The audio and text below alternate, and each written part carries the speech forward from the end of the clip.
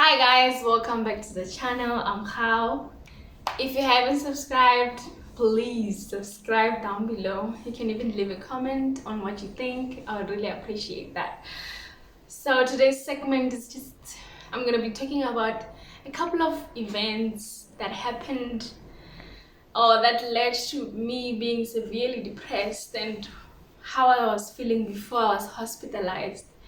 So unfortunately, I cannot tell anyone when it started. Like June 17, I was depressed. I don't know myself when it happened. I just know that unfortunately it got worse to a certain point, then I couldn't cope, and that was that. So towards my final year of studying, I knew I wasn't doing okay. Like, just that I didn't know what's wrong. I would just keep on visiting the GP.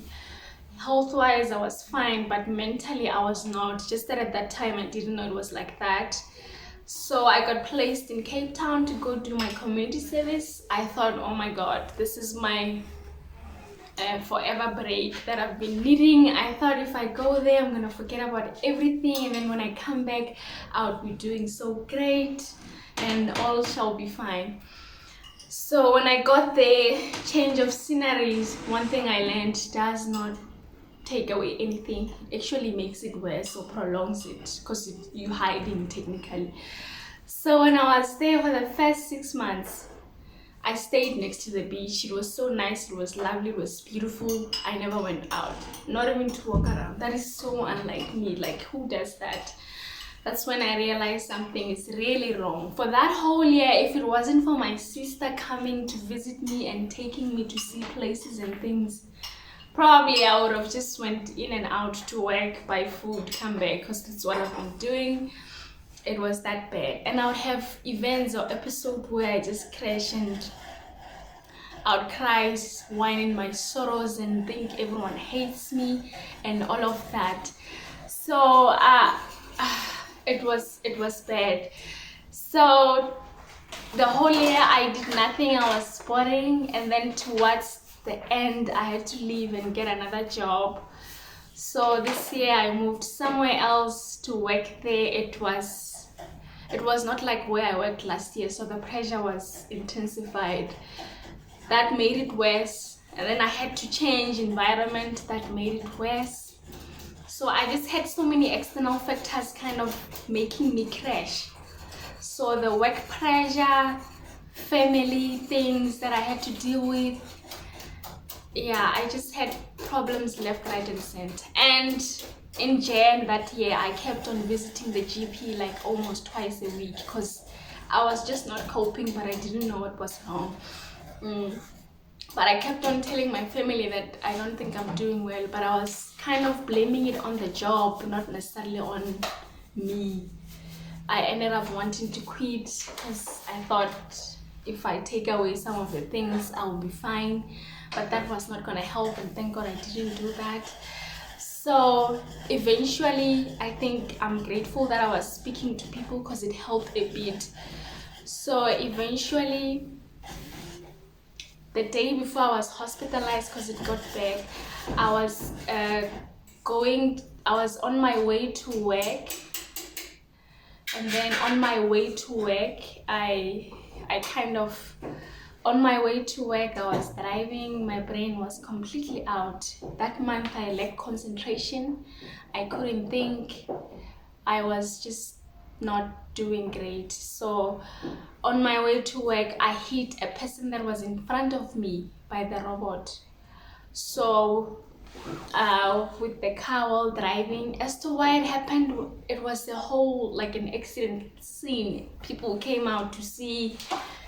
Thank God it wasn't that bad, and as much as he yelled at me, he wasn't that horrible, and I managed to get out of that. I didn't have to pay anything. And then on my way to work, when I arrived, I hit a pole. Like a few minutes after hitting someone, I hit a pole while I was parking. Why? It was in my face. I don't know. So I didn't even tell people that, because you know, when such things happen and you tell people, they're just gonna be like, where were you looking? And I was just not feeling that. And then when I got to work, we had such a long discussion during rounds. I had to write something on the board, and then I just froze, and that's when I realized I can't do this anymore. I just ran out, and then I cried, and then I called my sister, and then people kind of, because I booked everywhere looking for a psychiatrist, because my GP had constantly been saying that I must go see a psychiatrist. But so I was like, what? No, that is way too much. I'm not crazy. And luckily they found someone who connected me with a doctor that could take me in like ASAP, which was great. And then the next thing, I was hospitalized. And then the day I was hospitalized, like, we went there to ask, and then I spoke to the psychiatrist. I didn't think I thought like I would be an outpatient patient, in and out each day. So they said, no, you're coming in. I was admitted without nothing. I didn't even have clothes. The day I was admitted was probably the worst, because that's when I realized that my life has kind of crashed. I was alone, and I thought maybe I'm going crazy. I had a lot of things I thought God abandoned me. I was like, I had been hiding, and now everything is out in the open. Everyone knows. And at work, when I come back, people are gonna think I'm crazy or incompetent. I was just not feeling it. So it was really, really bad. Like, maybe I'm not describing it as properly as I would like to, but the fact is it was bad.